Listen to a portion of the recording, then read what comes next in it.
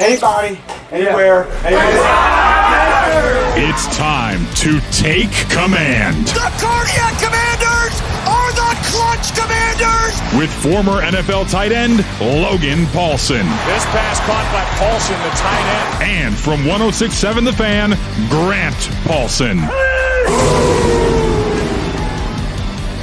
Take command looking ahead to Thursday Night Football and a collision between the Packers and the Commanders from Lambeau Field on the road, week 2. You're 10 days into the season and a chance to be 2-0 with a division win, a second conference win, and a really quality victory against one of the best teams in the NFC, possibly a golden opportunity for Washington. I bring in Logan Paulsen. I'm Grant Paulsen. Take command available wherever you get your audio. So download, subscribe, rate, review the podcast. And of course, you can watch us on YouTube on 106.7 The Fan and the Team 980. But Logan, these guys got to be licking their lips here because you've already birdied a hole against the Giants. A really, really good op to be 2-0 with a mini bye, sitting around watching football this weekend, going into a home game against the Raiders where you'll be favored. Yeah, I mean, this is, I'm not a big fan of Thursday night games. It really messed my process up as a player. I just felt like I was so disrupted. I never felt like I was fully prepared.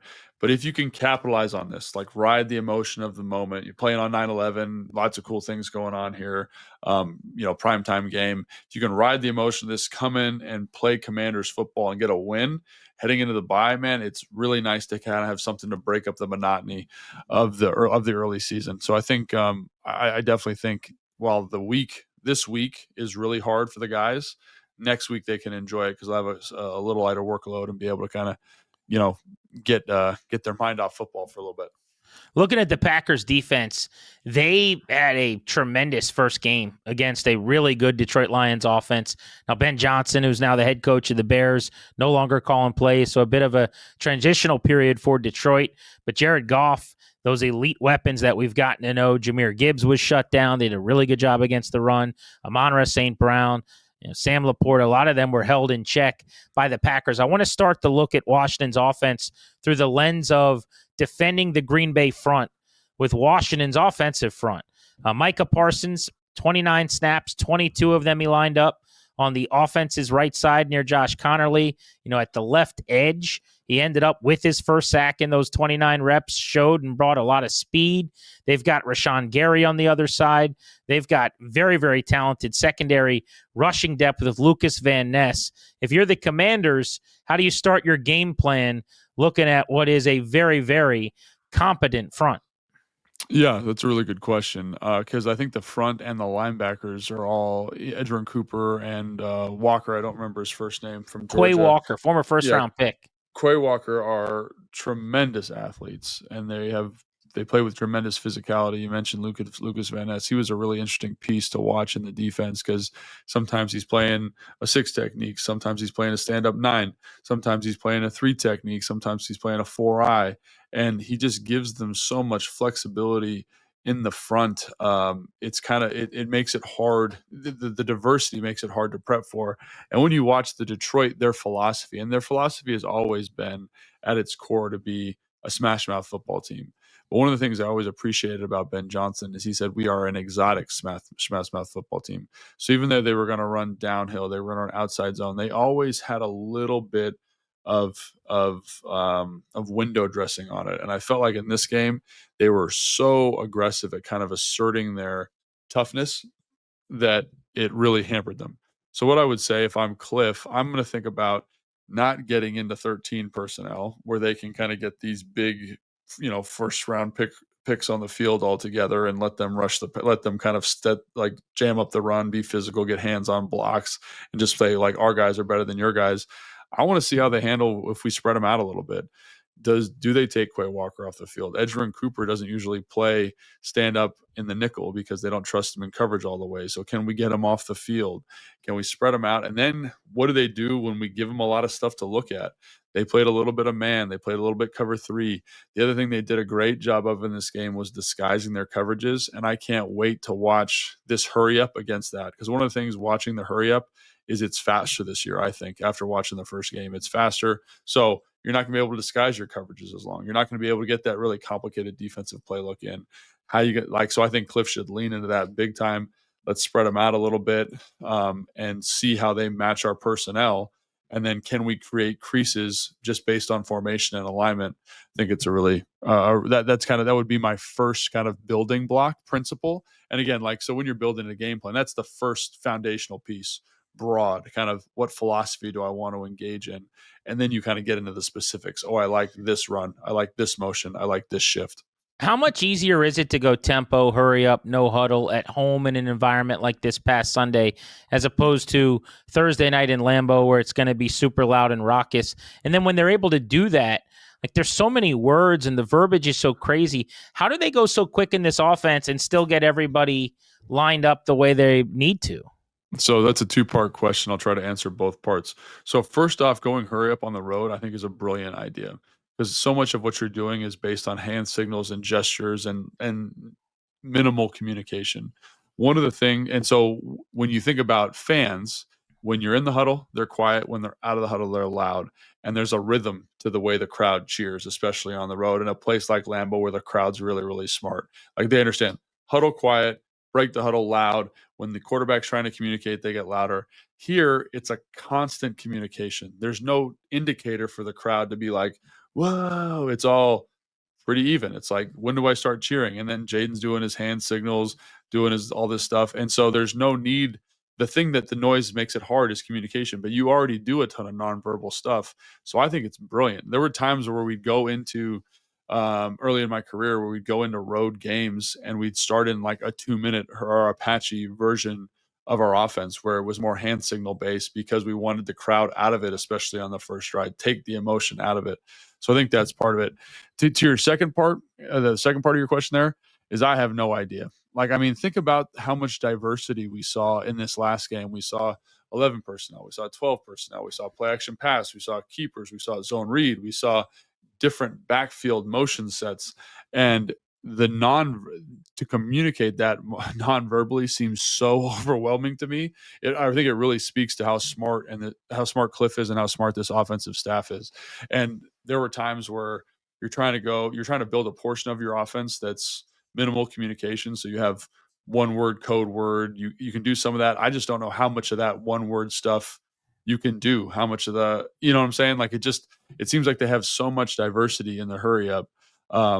So that if someone was given a seminar on that, I definitely want to check it out, because I think that's fascinating. Logan Paulsen, Grant Paulsen, take command. We are getting you ready for the Commanders and the Packers. Micah Parsons, before we move on, you watched the tape of that first Green Bay game against Detroit. Some of the numbers here. When he was on the field, not known as a run stuffer, but -2 rushing yards allowed on 7 plays with him. Without him, 15 runs for 48 yards. They actually got more effective and stout when he was on the field, for what that's worth. Small sample size. As a pass rusher, 3 pressures, 17 rushes, had a pressure that led to an interception, also a sack after he beat a double team. You got 4 hands on you, and you somehow end up getting to the quarterback with backside pursuit. I mean, to me, this was the coup de grace of the offseason. Laramie Tunsil was number 1 for a long time, and then all of a sudden this happens, and you say, what was going on with the Cowboys? Why'd they get him out of the building? Because to me, he's the second most dominant defensive player in the NFL outside of Myles Garrett. And I'm not saying that lightly, because I understand there's Chris Jones. I understand there's TJ Watt. I think this guy's better. I think the freakish get off, the power, the just absolute twitch this man possesses is so unique. He's 26 years old. So when they brought him in, this is something you totally expect from him. You totally expect him to be able to line up over multiple positions, rush the passer at a high level. I thought they'd kind of move him around, try to hide him, get him on the fish. He rushed on Penei Sewell a lot. That's their best offensive lineman, and that was an absolute war. So fun to watch. But you see how good he is. You see how absolutely dominant he is in these situations. And I think, I'm happy he's out of the division, but this is a tough week 2 matchup. as far as pass rushers go, and just defensive Interestingly, plays. he was only on the field for one play in the first quarter, and then he ended up with 28-9, and mostly late in the game. It was kind of a Von Miller-ish plan. He did not practice a lot. He did the McLaurin offseason plan and training camp plan. So maybe part of that was football shape, or I'm not really sure. Terry, for the record, was not on any kind of a pitch count. He played 79% of snaps, which is 1% lower than last year's. It was basically the exact same thing that he averaged. But on Micah, so when I say that he was over top of the right tackle, 22 of 29, there's obviously games and things they're running. But it sounds like you think maybe you move him to the interior, try to get him some looks against like Coleman, Biotish, Allegretti in the middle of the formation there. I just remember last year, and it's like seared into my brain in like a negative way, how good he is rushing on interior guys, especially in third and long situations when there's no concern about the run. And this isn't just last year. This is every year he's been in the league. And this is what happens. Like, look at Myles Garrett. He had his most productive year a couple of years ago when they switched defensive coordinators. And it wasn't just like Myles Garrett line up on the right side. It's like Myles Garrett line up over the left guard, over the center. And those guys, those interior guys just aren't used to dealing with that level of twitch and explosion. Like even Abdul Carter had a couple rushes over Coleman, had a rush over the center where you're like, holy cow. Like they're just, it's a different ball of wax. And as a defensive coordinator, you can space the front in a way where you can ensure one-on-ones on those interior players. And so the tackles are used to it. They're used to kind of the rhythm, the timing of dealing with a player like that.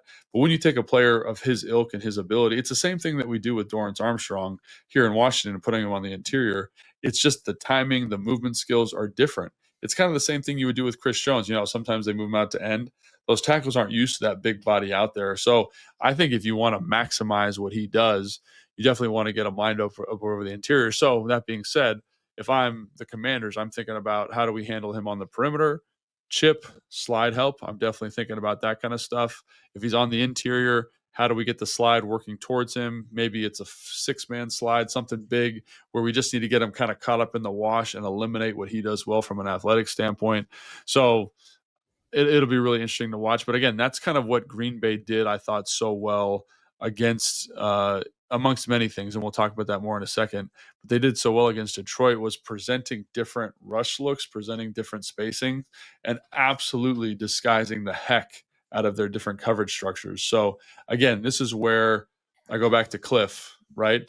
The hurry up, the wide splits, the different formations are going to help, I think, eliminate some of that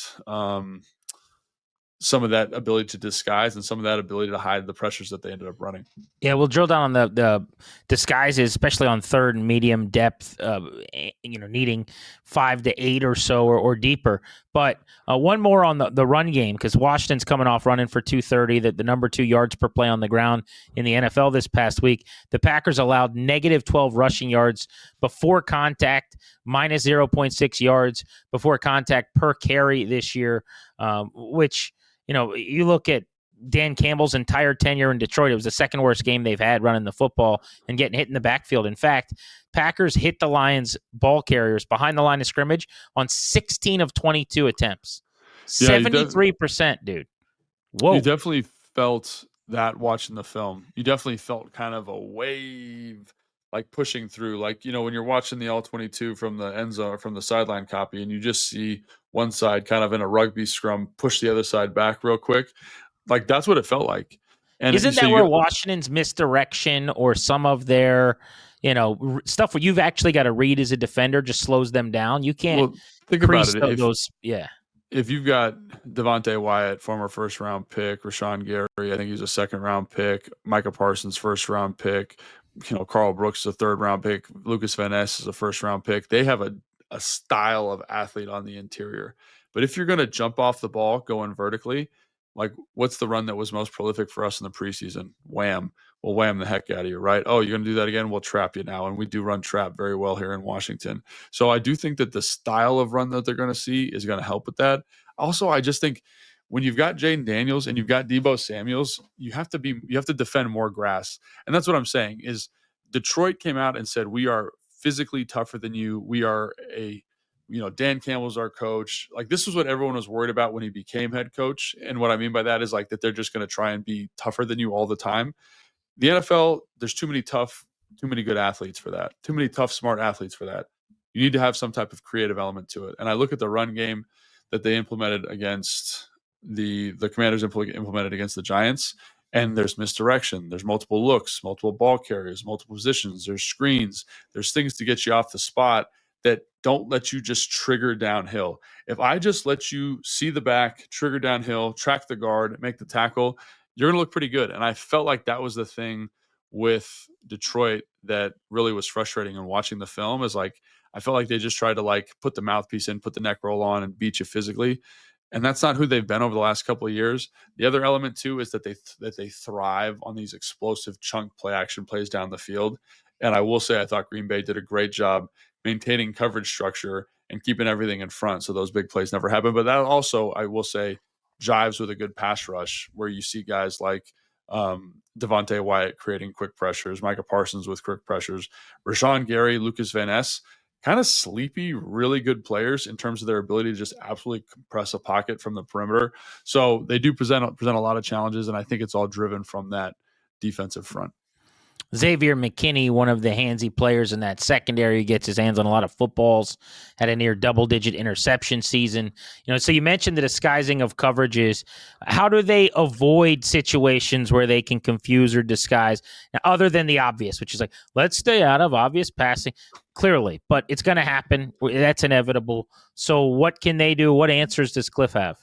Well, if you're kind of going to like, what are your answers versus disguise coverages 101, tempo, great solution. Cadence, great solution. So, using different cadences, using motion with different cadences is a great solution. And the other thing is formationally, if I am in a wide split 3-by-1 and I'm disguising, let's say I'm disguising, I'm disguising cover 2, right? But I'm giving a quarter shell, and I've got 3 dudes to the far side of the field. That backside safety is not going to be able to hold that disguise very long, because there's a lot of action happening to the right side over here, and I need to make sure I can push this way. So those are some simple things, right? Also, like unique formations. So a good example of this would be like tight end nub. So you've got Zach Ertz by himself to the right. You've got 3 receivers to the left. And in that situation, do they leave a corner over on Zach Ertz's side? If they do leave a corner over there, it's probably a zone coverage, right? If they leave a nickel or a safety on Zach Ertz, then it's probably a man coverage. So using those different formations, using the hurry up to limit the ability to disguise, using cadence with motion to disguise, to help them undress their disguise, I think is going to be a huge deal. And then also, like, when they like knowing what they run, I think Detroit didn't have a lot of file on what Green Bay was going to run and what they were going to be and how they were going to disguise some of their stuff. Now you've got a game's worth of information. So you can be like, okay, look at this corner's body language. See how he's not actually in man coverage because his eyes are in the wrong spot. Those are the types of things now you can utilize as well. Take command looking ahead to Thursday Night Football in Lambeau and the Green Bay Packers. Next, when Washington's defense is on the field. Peering across the line of scrimmage at Jordan Love in the Green Bay offense. What do we need to know? Logan's got our answers next on Take Command.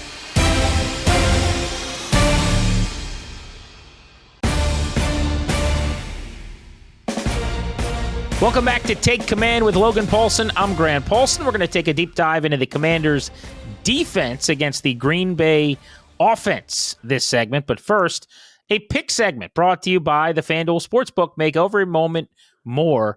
I look at the total in this Thursday Night Football game, 48.5 points, basically a projection of a 28-24 final in Green Bay's favor. I think it's going to play under that. I liked what I saw from Washington's defense. I think Green Bay wants to run the football and set up play action. I could see this game opening up in the second half, but I still think the winner's probably in the low to mid 20s and the loser's in the high teens. So I think this game's going to play closer to 43, 44 points. I'll go under 48.5. What's the style of game you're expecting here, Logan? Gosh, I think you hit the nail on the head there in terms of what the Green Bay Packers want to be on offense. They're going to present a lot of different stuff. They're going to shift, they're going to motion, they're going to use creative backfield kind of action. Think about like kind of a more downhill version of what the Miami Dolphins are doing, where they are kind of running like single wing or triple option elements to their offense in terms of how they kind of create eye candy in the backfield. But make no mistake, man, they want to run downhill after your butt. Like they want to get after it. And so I think like that's the thing is like, don't let the kind of the history of this organization, with Aaron Rodgers there fool you. Like they are going to do all this kind of window dressing, but they are coming downhill, duo, power, counter, outside zone. And like you said, they're kind of trying to farm yards in that situation to hit you over the top. And I think like that's one of the things that's really interesting is there's not like a big name stud on the offensive line, but they're all pretty good. There's not a big name stud wide receiver, but they're all pretty good, and they all kind of can create separation and win. So everyone sees Jordan Love's numbers, and they say, "Oh, he's distributing the ball to everybody," but that's how the offense is built, And I think like that is a good thing because there's no like, oh my gosh, this guy's amazing, but there's also a lot of places where the ball can go and hurt you. That was the pick segment brought to you by FanDuel Sportsbook. Make every moment more. I felt like rewatching Packers Lions. Jordan Love put the ball in harm's way a good bit. That's like his deal, though. It is. It is 2 touchdowns, no interceptions, but it's so misleading. Look at TWPs, the turnover-worthy plays. There were a couple that were negated too on TWPs. Penalties. Look at you with the acronym, bud. Love it. I mean, that's not me. That's what the stat is, right? But yeah, I mean, but he does. He puts the ball up for grabs. If you can corral footballs in the air, he's going to give you a chance to pick off a pass or two. He doesn't really have, a chip yet that kind of allows him to turn things down. It doesn't seem like. Yeah, and everyone's like, "Oh man, Green Bay looks so good." And when I went and watched the L22, I was like, "They look okay." I felt like they were in a kind of a slobber knocker divisional round, and they were able to capitalize on turnovers by the Detroit Lions. I think 2 red zone turnovers. Right? Think about that. If Detroit's able to capitalize on both those plays, like the outcome of this game looks very, very different. It's tied ball game potentially, right? They kick 2 field goals. They turn the ball over twice, like just not very efficient in the red zone. So part of that is because of how they play their defensive structure with all the disguises and different looks and their ability to stop the run on first down. But yeah, in terms of what they want to be offensively, it's like kind of grind it out, pound it out, and then we're going to hit that explosive play. And they were able to hit enough. I'm actually trying to figure out what their explosive play percentage was in this game because it didn't feel like a lot, but they were able to find enough to turn those into points. One of Green Bay's most physical players is their running back, Josh Jacobs. He was actually held to 8 yards on his first 6 carries in the first half by the Lions, and then he averaged closer to 4 yards per carry in the second half. It's interesting. I mean, this is a guy that led the NFL in goal line carries last year, over the last year and change, 34-plus carries. I mean, nobody used more in those short yardage and one situations. They get him behind some pullers with big patient stuff. You mentioned like the fear, maybe I think you said with Dan Quinn was it's just going to be like mano a mano, hat on a hat stuff. Green Bay loves that. Like they want to have push it matches. Dan Campbell, yeah. Or Dan Campbell, rather, yeah. Yeah, I mean that's kind of what it ended up being, and I was surprised too, like because they do a little bit of window dressing on offense in terms of trying to create some creative angles in the run game, but I think Josh Jacobs is slept on, man. You definitely sleep on Josh Jacobs in terms of production. No, you hibernate. I read you a bedtime story. You lay down in bed, and then you put your head on your pillow and you say, "It's hard. I can't read me a story, dude. About you Josh can't read. Jacobs. You dreamt that up, man. That's how sleepy you are." Josh Jacobs. Honestly, I do sleep a little bit because he's not my cup of tea. I like a Jahmyr Gibbs explosive, open field, exotic. He is just a battering ram. John Gruden, when he thinks about Josh Jacobs, he starts talking like this, man. He gets all fired up, brother. That's Josh Jacobs there, man. No, absolutely. And I think that's the thing is like I think the league sleeps on him just in general because he is a talented guy in terms of vision. Talk about maximizing dirty runs, different than like Bill Merritt, but like shoulder square, powerful legs, has enough juice to kind of hurt you when he gets in the open field. And then the dude catches the ball pretty well, And so as a weapon in the offense, he's probably the most potent and the most featured. He reminds me a little bit of how San Francisco uses Christian McCaffrey. And again, not the same exact thing in terms of like, I'm going to play receiver, I'm going to line up in the slot, but they try to get him some receptions. They try to get him some downhill touches. They try to get him some creative touches in space. And I think he's like kind of the only true bell cow running back left in the NFL outside of the guys that we're familiar with, your Derrick Henrys, your Saquon Barkleys. And so when I see this guy, I think this is going to be a great test for the Washington defensive front. We just talked about how physical and tough they were versus the Giants. Like, again, there's no stud on the offensive line, but they play really well together. They're good athletes. They got good feel in pass pro. It's like pretty much they took the same guy and just cloned him 5 times, and they're all 6'4". They're all 310, 315, good movers.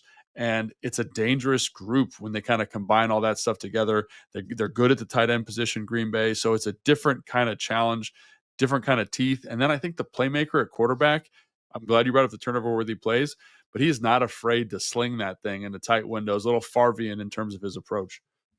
Yeah, there's no doubt. By the way, they spread it around. Like, it's very schemed up. It's very much around the line of scrimmage. Like, they threw the ball to 10 different guys against the Lions, and everyone, it was basically like 1 or 2 catches. The only guy that had 3 catches was Jaden Reed, who incidentally, let's get a thought on Jaden Reed, by the way, because he's got some Debo to him. Like, he was the only guy other than Debo to align in 4 different locations offensively last year, 5% of the time or more. He had the second highest motion rate among wide receivers in all of football last season, minimum of 150 snaps as well. So, like, he's a guy, I don't know how you really account for where he's going to be and how. It gives you some of the same Debo preparation issues. Yeah, that's what I'm saying. Like, they've got some really unique playmakers. Tucker Kraft, is that his name? The tight end from South Dakota. Yeah, like it's funny. Like, when I was watching, I was like, he kind of reminds me of George Kittle. You mentioned Reed, kind of reminds you of Debo. Obviously, they're different, right? I just mentioned Brandon Jacobs, how there's kind of this McCaffrey usage to his game. Different players, but kind of similar usage. You can see LaFleur, how he draws inspiration from other places and kind of puts his own creative spin on it. And I think he's one of the better play callers in the NFL. So you're right. It is not this conventional playmaking setup in terms of here's the stud, let's handle those guys. They all have a certain playmaking ability, like Romeo Doubs, really nice route runner. Who's the receiver that they have, the tall guy who's like this home run threat down the field. Like, they've got different body types, they've got different styles, and they've got weapons at different places that can hurt you. They got great depth at the tight end spot. Musgrave is another guy from Oregon State who has some dynamic receiving ability. So I look at this offense and I say, like, in some ways, this is a tougher challenge for Joe Witt Jr. in terms of game planning, because depending on the week, depending on the situation, depending on the day, depending on the hour, depending on the minute of the game, actually, like, we could be featuring someone different and motioning and shifting somebody into a position to make a play. And then all of a sudden the player having man coverage on that guy is now the focal point of the Green Bay offense. And so I think that's the thing that's so interesting about this offense compared to other offenses in the NFL. They drafted Matthew Golden, the first round wide receiver, who made his debut this past weekend, kind of split time. You mentioned the size of Wicks, the speed of Watson when he's healthy, adds something to the room. Romeo Doubs has had huge performances in the postseason. So, yeah, they got a lot of options. It's a lot of weapons. Not anybody that really, it's more quantity than quality in a sense. But, over the season, you'd imagine someone's going to emerge. By the way, I did just get audio. I was trying to get this sent to me, and I want to play this for you. So this is apparently, someone's telling me this is audio of Logan Paulsen, and I didn't even know we had this. So here, let's listen to this.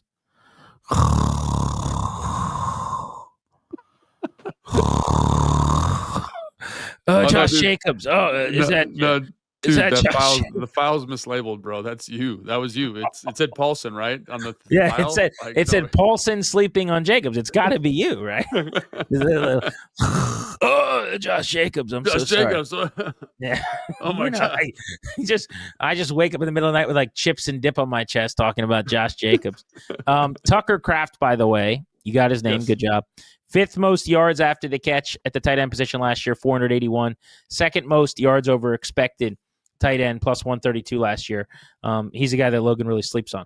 All right, lastly, before we get out of here, who eats? I want to know. Matchup, you've watched the tape. You've seen kind of how they play. I need the commander on offense, the commander on defense. Logan Paulsen, pick the click here. Who eats? So it's tough. It's tough to say who's going to eat offensively. I'm going to say Zach Ertz eats on offense, because I do think that they are, like, McKinney is the safety. I think he's a better zone player. And I think Zach Ertz, anytime you're going to get a guy like, and again, great ball production, great football player. anytime you get one-on-one matchups with Zach Ertz with a safety like that, I think he's going to find a way to win. Defensively, gosh, that's a tough one, man. There's so much versatility going on there. The guy that I want to eat, that I think has the ability to eat, is Javon Kinlaw. Again, this offensive line is good, very talented, very athletic, but I want to see his power and his disruption in this group, and like let them see a body type that they're not used to seeing. Again, the defensive tackles they have are tremendously athletic, but they're all under 310 pounds. They're not big guys. This is a pitch they're not used to seeing. Let's see if they can hit it. Logan, Thursday Night Football under the lights. I know It's as a exciting, player, man. You said you didn't love it, but as a fan, this is as good as it gets. Commanders are considered one of the best teams in the NFC. Chance for a big-time statement for Washington. Next time you hear from us will be after the game with a live breakdown Thursday night. Logan will be traveling with the team, so I will have a special guest with me as you are in a very classy 30,000 feet eating and drinking steak and some caviar and hopefully some champagne to celebrate the win. But we'll be breaking it down, and then on the other side, Logan will have a film review. Remember, 3 eps a week wherever you get your audio. Subscribe, rate, and review the podcast, and you can watch us on YouTube on the 106.7 The Fan and the Team 980. All right, Logan, safe travels to Green Bay, man. Enjoy the game. Thanks, brother. I'll talk to you soon. Take command in the books.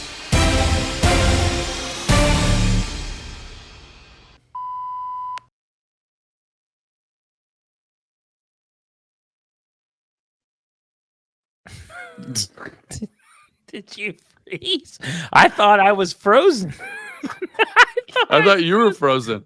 I thought I froze. Maybe I did. I couldn't hear anything. I thought I froze again, and I didn't want to say anything in case I wasn't. I thought you were rapping. This has been a shabingus with this video. This has been an utter shabingus.